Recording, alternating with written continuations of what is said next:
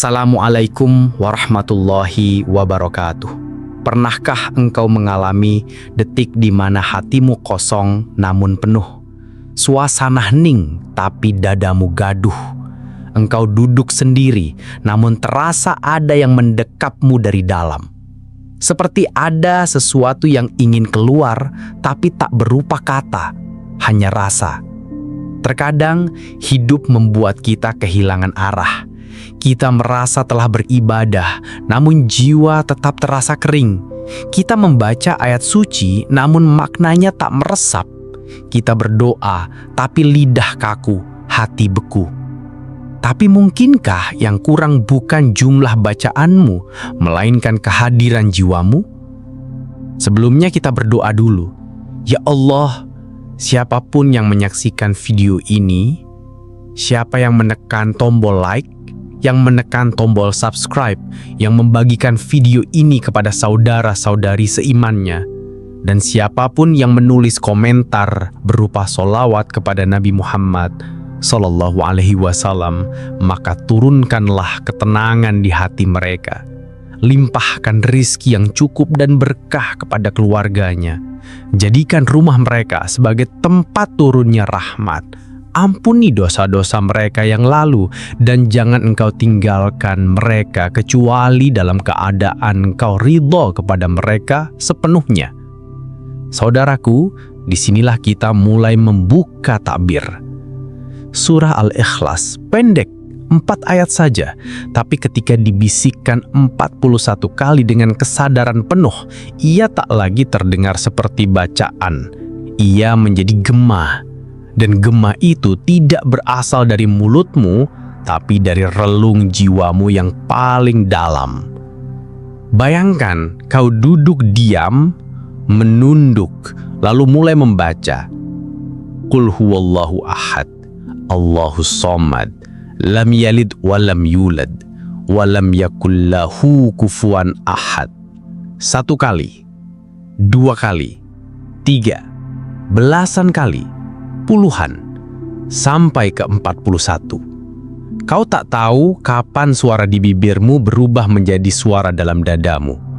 Kau hanya tahu bahwa kau telah larut, dan dalam larut itu yang tersisa bukan lagi kata-kata, tapi rasa, seolah seluruh sel tubuhmu ikut melafazkan nama Allah. Itulah yang disebut para ahli ma'rifat sebagai titik luruh di mana dirimu melebur dan tak lagi merasa butuh. Bukan karena engkau kehilangan segalanya, tapi karena engkau hanya ingin satu, Dia. Mengapa harus 41 kali? Ini bukan perkara numerik. Ini bukan sekedar angka, tapi ini frekuensi. Hentakan batin, gelombang yang berulang hingga menembus batu kesadaranmu. Seperti air yang menetes ke batu, ia tak memecah dengan satu tetes, tapi dengan tetesan berulang hingga yang keras pun retak. Engkau membaca, tapi sebenarnya engkau sedang ditarik. Bacaanmu berubah menjadi panggilan, dan panggilan itu bukan berasal dari luar, tapi dari dalam, dari titik terdalam hatimu yang paling rindu. Rasulullah Shallallahu Alaihi Wasallam pernah bersabda, sesungguhnya Allah memiliki satu nama yang jika dibaca dengan penuh keikhlasan, maka Dia akan kabulkan semua permintaan. Para ulama berkata, nama itu ada di dalam surah Al-Ikhlas. Maka jangan anggap remeh bacaan ini. Ini bukan hanya rangkaian huruf, ini adalah ruh, ini adalah pintu. Dan ketika dibaca dengan kehadiran hati, ia membuka ruang sunyi, tempat kita bisa kembali pulang, tanpa pamrih, tanpa kebisingan dunia. Biarkan gema surah ini menggema dalam batinmu.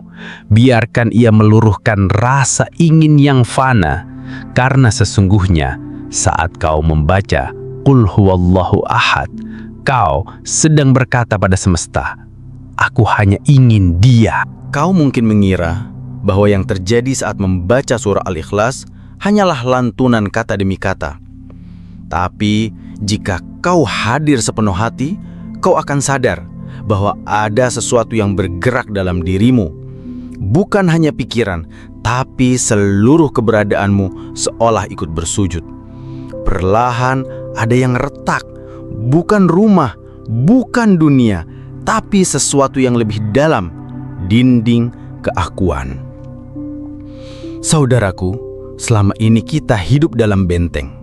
Benteng keinginan, benteng ambisi, benteng rasa memiliki yang membebani. Kita berpikir kita bisa mengendalikan segalanya.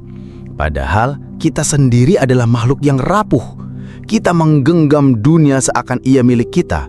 Padahal setiap hari kita ditunjukkan bahwa semua ini hanyalah titipan. Maka ketika engkau membaca Qul Huwallahu Ahad, sejatinya engkau sedang memukul palu pada dinding itu. Dinding yang memisahkanmu dari Allah. Engkau ulangi bacaan itu, dan dalam tiap lantunan, lapisan-lapisan dalam dirimu mulai luruh. Emosi yang lama tersimpan, luka yang tak pernah selesai, penyesalan yang selalu kau tutupi. Semua itu perlahan menyerah, lalu pecah, dan engkau menangis. Tapi bukan tangisan sedih, bukan karena kehilangan, tapi karena akhirnya engkau merasa kembali pulang. Inilah mengapa para sufi menyebut pengulangan sebagai jalan fana. Karena dalam pengulangan itu, ego dihancurkan sedikit demi sedikit. Seperti batu yang digerus air, seperti bayangan yang memudar saat cahaya datang. Dan Allah bukan hanya sedang diseru, tapi sedang membuka jalan untuk masuk ke dalam hadiratnya. Pernah diceritakan bahwa Nabi Musa alaihissalam ketika memohon untuk melihat Allah, diperlihatkan kepada gunung, tapi gunung itu hancur dan Musa jatuh tersungkur. Ini bukan kisah biasa. Ini pengingat bahwa kehadiran Allah tidak bisa ditampung oleh ego kita. Ia hanya bisa diterima ketika kita hancur, ketika aku tidak lagi merasa sebagai aku. Maka bacalah Al-Ikhlas bukan dengan suara keras, tapi dengan jiwa yang pelan, seperti air yang jatuh ke permukaan hati. Biarkan ia meresap, biarkan ia menembus. Setiap kali kau ulangi, satu bagian dari dinding batinmu akan retak.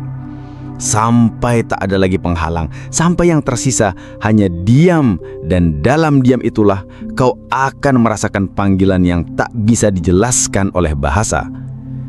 Kau bukan sedang menghafal, kau sedang dihancurkan, dan ketika dindingmu roboh, yang tersisa hanyalah kerinduan yang tak lagi bernama. Ada momen ketika bacaan tak lagi terdengar, tapi terasa. Suaramu masih bergetar di bibirmu, tapi maknanya sudah meresap ke seluruh pori. Kau terus melafazkan Qul Huwallahu Ahad, tapi sesungguhnya yang mengucap bukan lagi mulutmu, melainkan ruhmu yang sedang bersaksi. Inilah titik gimana kata menjadi sunyi, dan sunyi itu menggetarkan. Saudaraku, banyak orang mencari kehusyukan dalam doa. Tapi kehusyukan bukan datang karena suasana, melainkan karena keterlibatan hati yang penuh. Kau bisa berada di keramaian dan tetap hening dalam jiwa. Atau sebaliknya, duduk dalam sunyi tapi pikiranmu gaduh tak karuan. Maka ketika engkau benar-benar hadir dalam bacaanmu, itulah awal dari perjumpaan.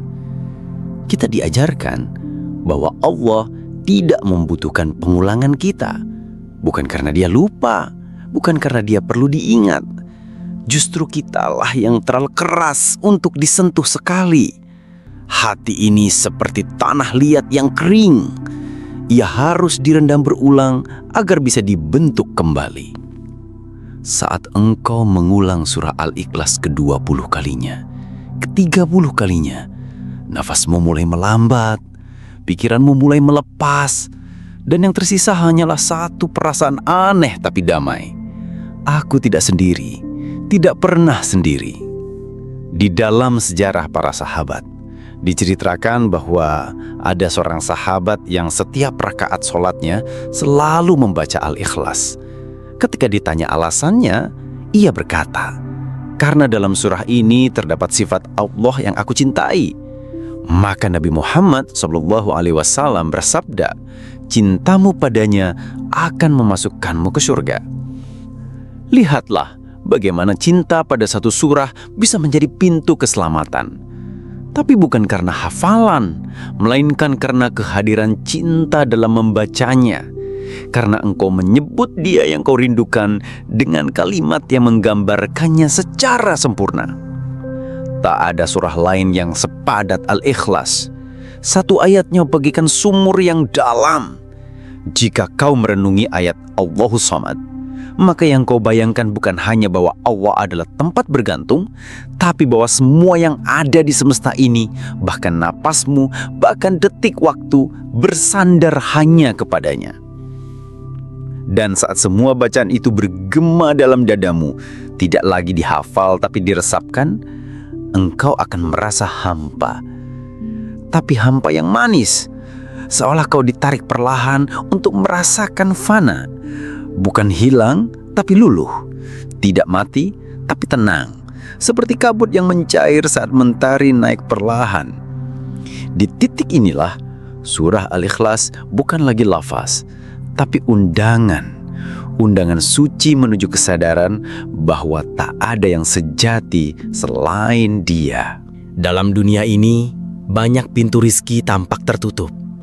Tapi dalam dunia ruhani, justru pintu yang tak terlihat itulah yang paling luas terbuka. Salah satu kunci membukanya adalah amalan yang tersembunyi. Tidak diumumkan, tidak dipamerkan, tidak diharap balas oleh manusia.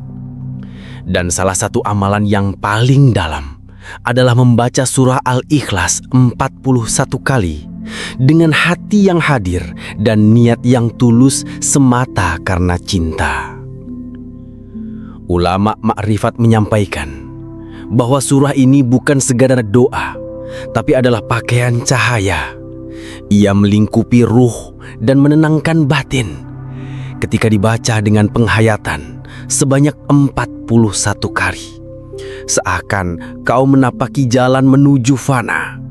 Dunia tak lagi gemerlap, dan yang tersisa hanyalah wajah Allah yang maha kekal. Imam Ahmad bin Hambal pernah berkata, "Jika engkau ingin meminta sesuatu yang besar kepada Allah, iringilah permohonanmu dengan sesuatu yang paling Dia cintai." Maka apa yang lebih Dia cintai selain tauhid murni? Dan bukankah Al-Ikhlas adalah intisari dari tauhid itu sendiri?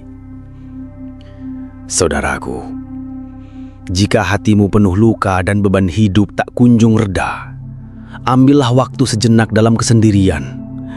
Duduklah dalam hening. Ucapkan Bismillahirrahmanirrahim.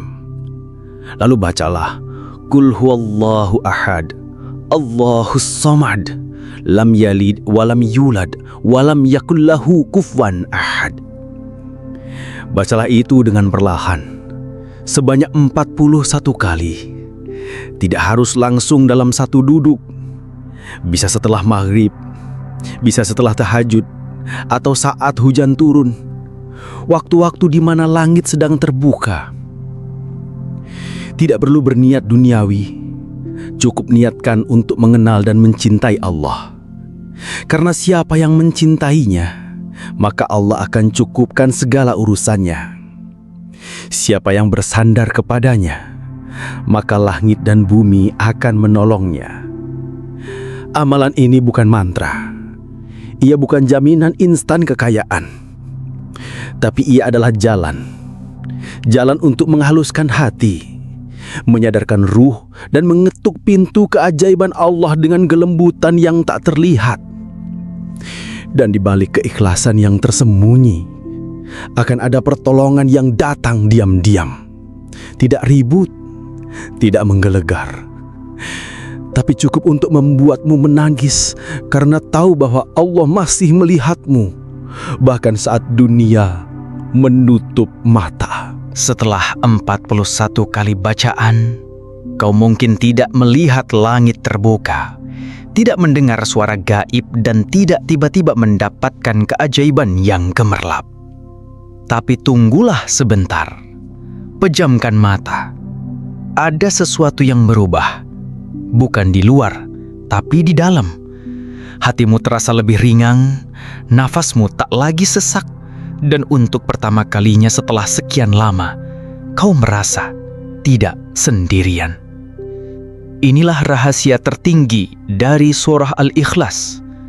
Ia bukan untuk memanggil dunia, tapi untuk menenangkan jiwa.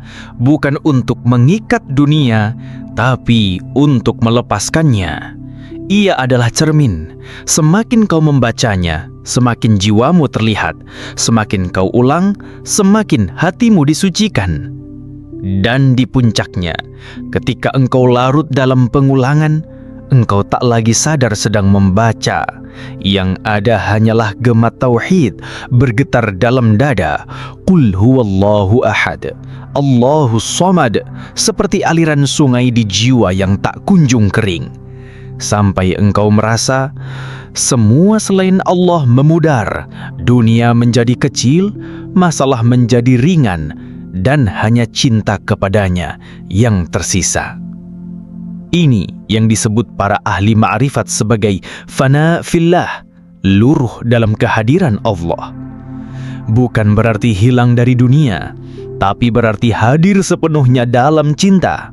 Tak tergoyahkan oleh pujian, tak runtuh oleh cacian, tak tertipu oleh harta, dan tak gentar oleh kehilangan.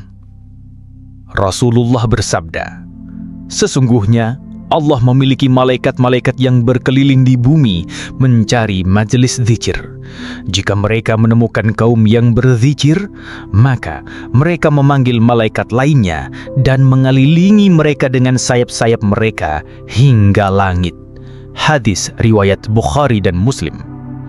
Maka, siapapun yang membaca Al-Ikhlas dengan hati yang penuh cinta, ia tidak sendirian. Ada barisan malaikat yang mengelilinginya. Ada nur yang turun perlahan, dan ada ketenangan yang tidak dapat dibeli oleh apapun di dunia. Disinilah keajaiban itu turun, bukan selalu dalam bentuk uang atau harta, tapi dalam bentuk ketenangan, kejernihan pikiran, dan keputusan hati yang tepat. Itulah rizki yang paling berharga. Karena dari ketenangan itu akan datang solusi, dari kejernihan itu akan hadir ide, dan dari hati yang terang Allah akan mengarahkan langkahmu menuju takdirmu terbaik. Kembalilah membaca surah Al-Ikhlas bukan karena ingin dunia, tapi karena ingin Allah. Dunia akan datang jika Dia menghendaki, tapi cinta Allah, itulah yang membuat hidup ini akhirnya bermakna.